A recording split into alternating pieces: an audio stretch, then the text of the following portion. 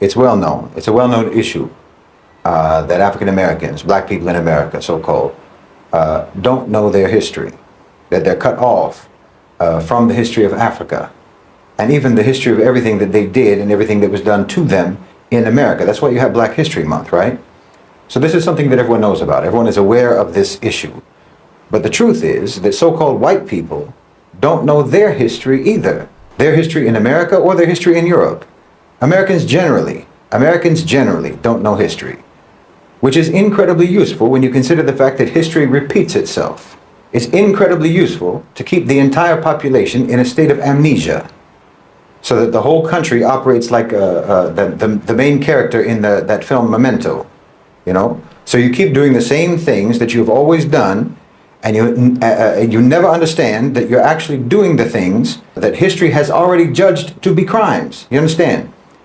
You can do it as if there's no context, as if there's no history, as if there's no pattern. That's the whole point of approaching current events from an ahistorical perspective. You don't want anyone to see the pattern. You want to be able to do things that have already been condemned by history, but you want to keep doing them anyway, as if you don't know that they're contemptible. You don't know that they are condemned actions. Just like Donald Trump now invoking the Alien Enemies Act in reference to mass deportations and so on. Okay, this is the same act that put tens of thousands of Japanese Americans into internment camps in World War II, and for which the United States government eventually had to provide compensation and eventually had to even apologize for doing it, you see? It is something completely contemptible that you did, but you want to repeat it. So you forget your history. You forget history so you can repeat history without blame. Both so-called white people and so-called black people in America don't know their history. Both have been told lies about the past, about their respective pasts.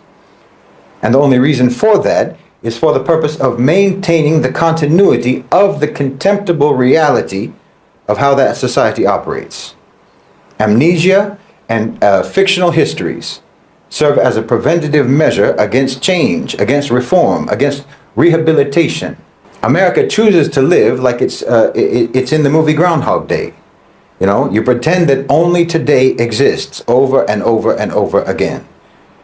And because of this forced amnesia, because of this deliberate suppression of historical awareness, the people in America don't even recognize when they're reliving their own past.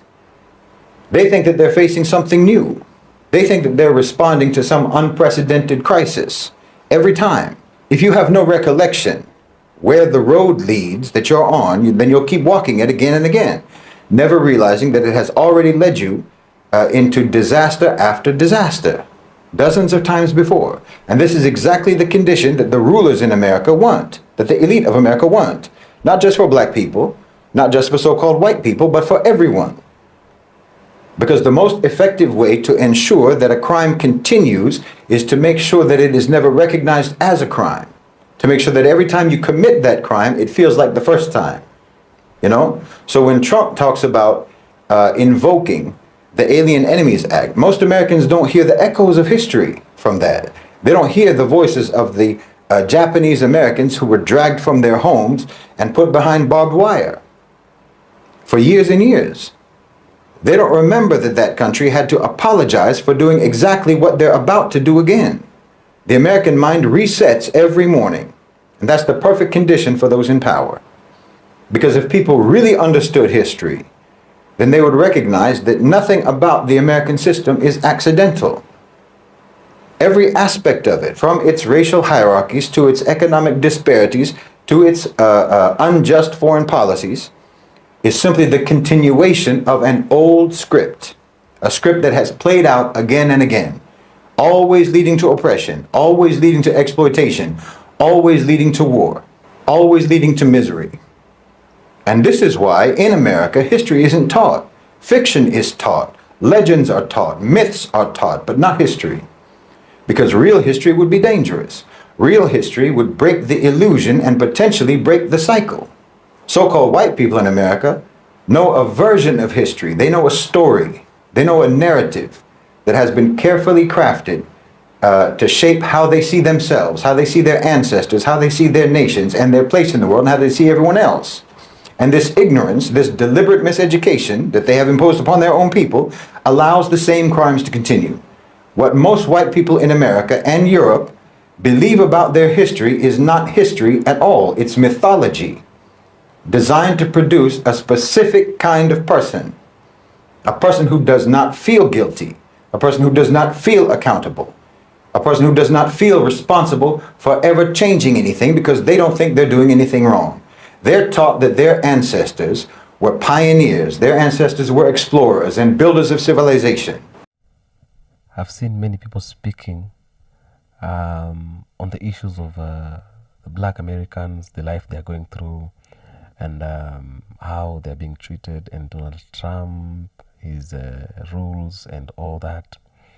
But in this man, I have seen the reincarnation of Malcolm X, because this man speaks nothing but pure truth. He understands what he's saying. He knows very well whatever he is saying. He doesn't, like, he is sure, 100% sure of what he is saying. He's called Shahid Bolson. Shahid Bolson is one of the activists that they've always spoken the truth. And whenever they speak, you would love to, like, you want to sit down and listen to them all the times. On his speech, I captured some very important things. He said, number one, that Americans and maybe the government of the United States of America, or maybe these great people of the US, especially the white people, they don't want the history to be told, okay? And even Americans themselves, the white Americans themselves, whatever they know and whatever they are being told, whatever it's placed to them, is not the real thing. It's not the history, because they would never allow the history to come out. Because if the history comes out, it's gonna be trouble. It's gonna be a problem, because everybody's living in a lie. Like, everybody is living in a lie.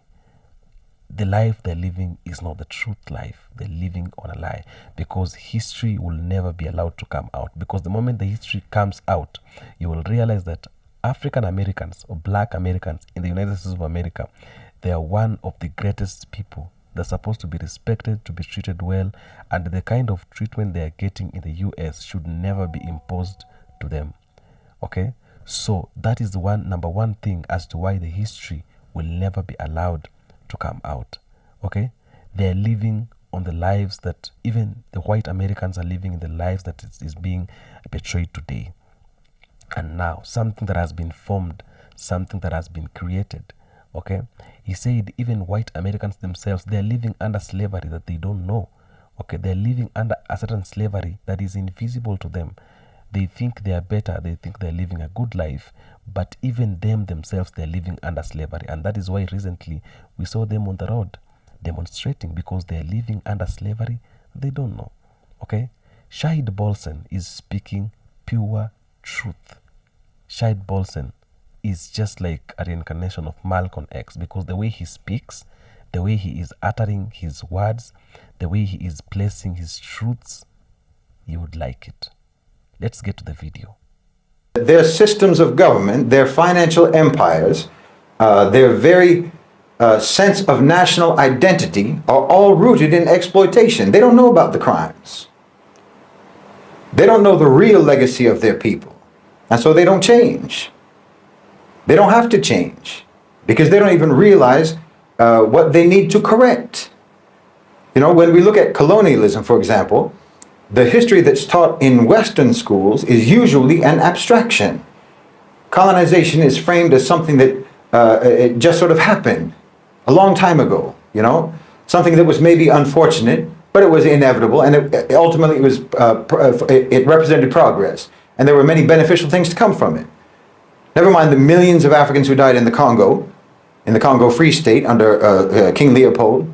Most white Americans have never heard of them.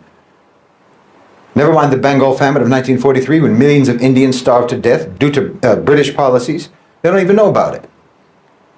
The fact that the American police forces evolved from slave patrols, they don't know about that either. And they're not any more informed about the ongoing crimes, like the pillage of African resources today, the economic neocolonialism that keeps entire regions of the world impoverished. the exploitation of labor in the global South. These aren't relics of history. That's the present day reality of what your people are doing. But the story that white people are told does not include those realities, or else it packages those realities deceitfully and dishonestly. They package them dishonestly and deceitfully in the past, just like they do now. The irony is that when they're confronted with the truth, many of these people will react defensively. You know, I didn't do that. That was in the past. Why should I feel guilty? But this reaction in and of itself reveals how little they're really understanding. It's not about guilt. It's about responsibility. You know, if a person inherits a stolen house, they may not have stolen it themselves, but they still live in it. And if they refuse to acknowledge where that house came from or how it came into their possession, if they insist that that house is rightfully theirs because the crime happened a long time ago, well, then they're complicit because the theft is ongoing. The crime never really stopped. So when people don't know their history, they cannot recognize when history is repeating itself and when history is actually just a continuum into the present. This is why so-called white people in America can watch their government arm and support genocide in Gaza, bomb Syria, Iraq, Yemen, and so on, and actually believe when they say it's for the purpose of security. They don't see the colonial mindset at work.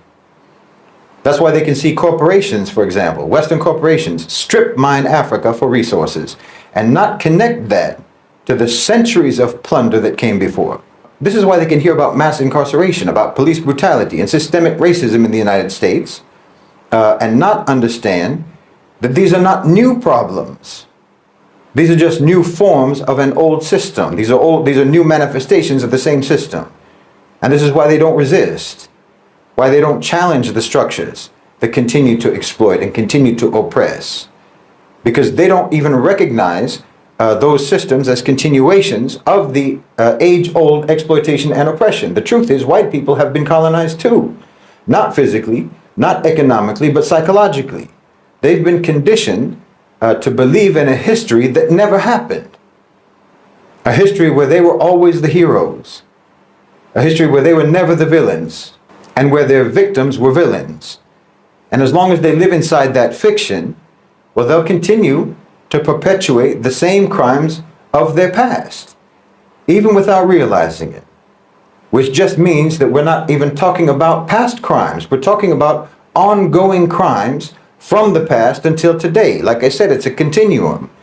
If there's ever going to be any real change, if there's ever going to be any hope for justice, then so-called white people have to actually learn your history.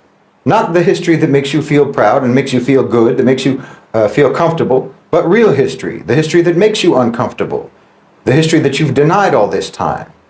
And only when white people know their real history, really know it, then maybe they can begin to take the first steps towards repairing the damage that that history caused, the damage that it caused to millions upon millions of people all around the world, including themselves.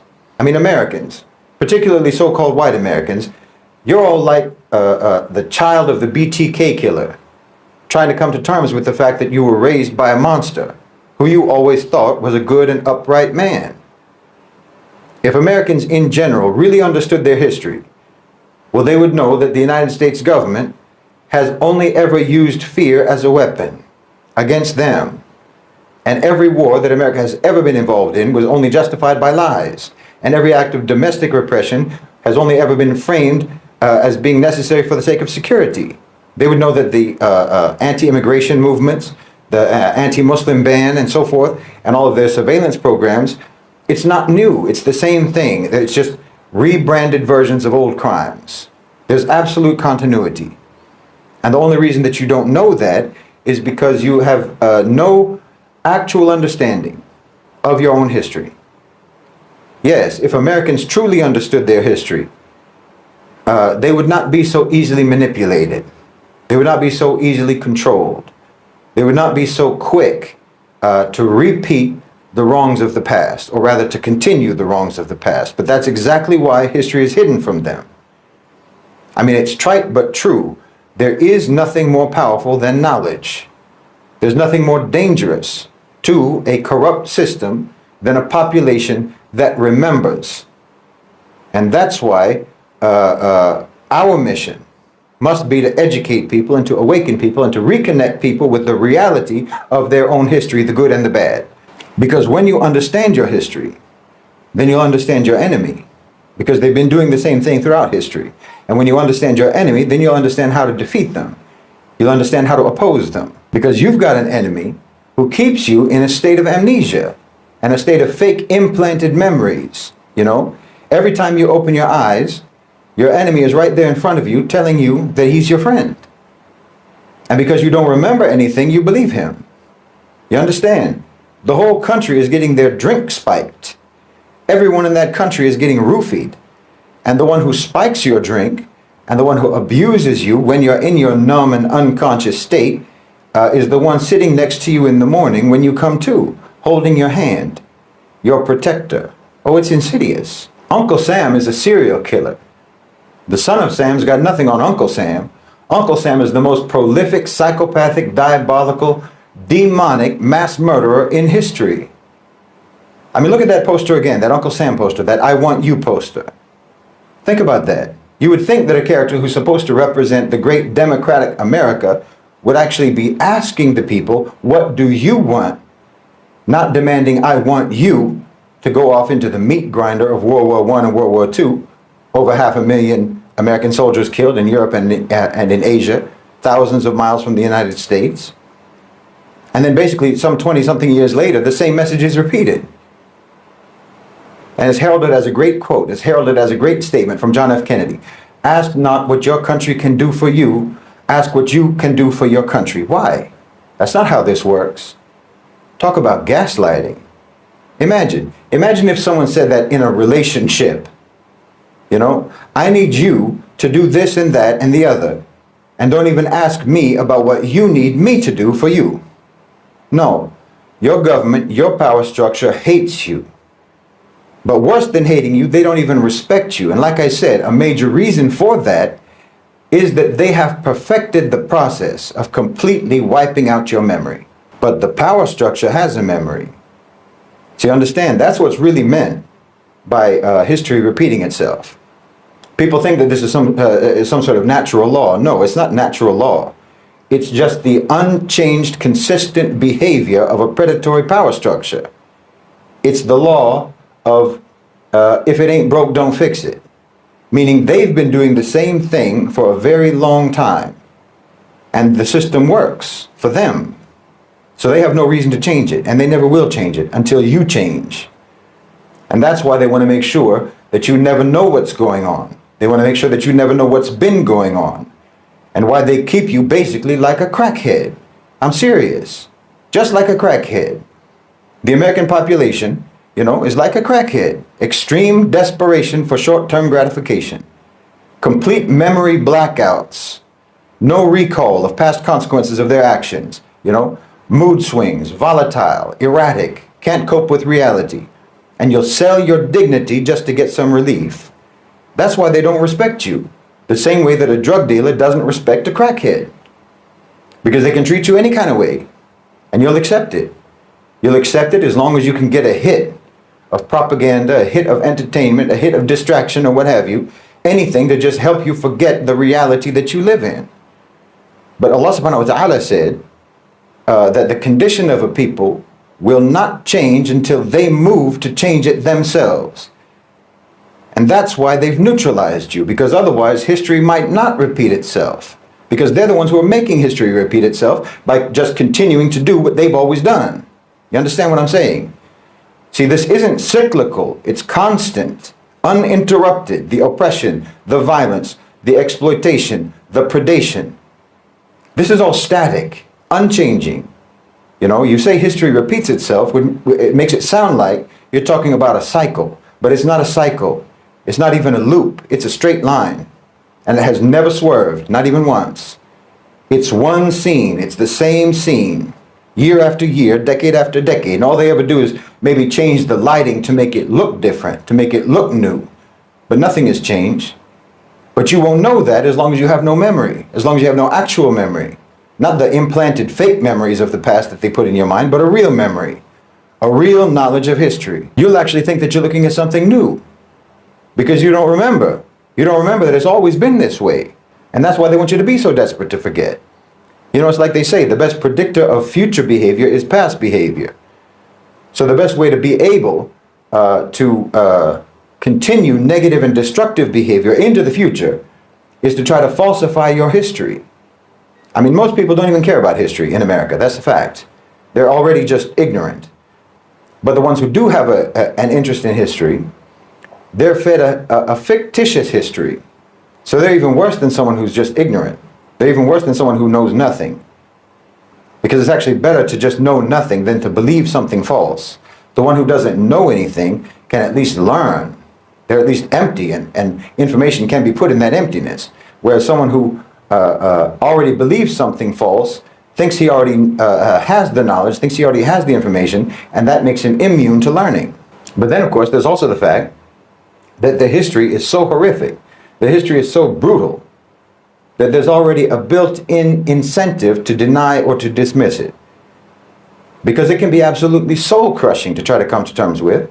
Like I said, it's like finding out that your parent is the BTK killer. How do you process that? Most people would just reflexively deny horrible realities because they've already built their whole life around the assumption that the reality that they live in is not horrible. You've been drinking blood your whole life thinking it's cherry Kool-Aid. You know, the torch of the Statue of Liberty isn't a guiding light, it's an arsonist's weapon. That's what burned down villages in Vietnam. That's what set fire to Iraq and to Afghanistan. And that's what lit burning crosses all over America. You've been living in an alternative universe. So-called white Americans are like Manchurian candidates, committing or being accomplice to heinous crimes decade after decade after decade, insulated by the hypnotic state of the false version of history that they believe. That's why I've said so repeatedly, your so-called civilization has betrayed you. Your so-called civilization has duped you. They got you to sign off on policies that they told you were for the protection of liberty and justice, but were actually policies for mass murder, crimes against humanity, war crimes, savagery, and enslavement, all for the profit of others. Others who view you as nothing but useful idiots. And now you're incriminated. Now you're accomplices. Now you're taking the fall. But you've got no one to blame but yourselves. But you know what the biggest fraud is? You know what the biggest control strategy is that they use? It's not entertainment. It's not drugs. It's not mass distraction. It's not pornography. It's not even their falsification of history. The biggest strategy that they use to keep you weak and to keep you neutralized is teaching you to hate Islam. I mean, of course, this is couched in the general atheistic secular programming that they impose on you in the West and in America to make you dismissive about religion overall. But their main tool, their main concern, their main focus is to keep you away from Islam and Islam away from you. They teach you that all religions are the same. All religions are nothing but control mechanisms. All religions are man-made. All religions are oppressive and what have you. You know, they poison your whole concept of religion so that you'll just have a default animosity and a default aversion to Islam.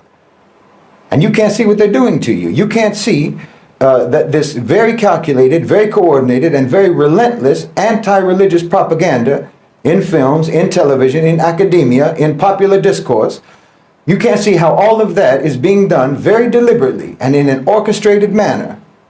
And you can't see that this in and of itself, this is a strategy of control, a mechanism of control. And then the absolutely disciplined, the absolutely systematic and forceful demonization of Islam across all sections of the media. You think they're telling you the truth? You think that they're doing that to help you? Not to make sure that you never will get any help and not to make sure that you will never help yourself? This is why they're doing it. All they ever do is lie to you. But somehow, for some reason, in the case of Islam, what, you think that they're being honest with you? You know, they've pushed this idea on their people, on the public, that atheism is the most rational and the most realistic, the most reasonable, the most scientific, the most logical, and the most intellectual position that anyone can take. They pushed that narrative, and they pushed it hard to where people are embarrassed to admit that they're religious. Whatever religion it is, doesn't matter. when the truth is that atheists are the most objectively ludicrous people on the face of the earth. But no one wants to say it. No one wants to point out this obvious reality because it goes against the official narrative.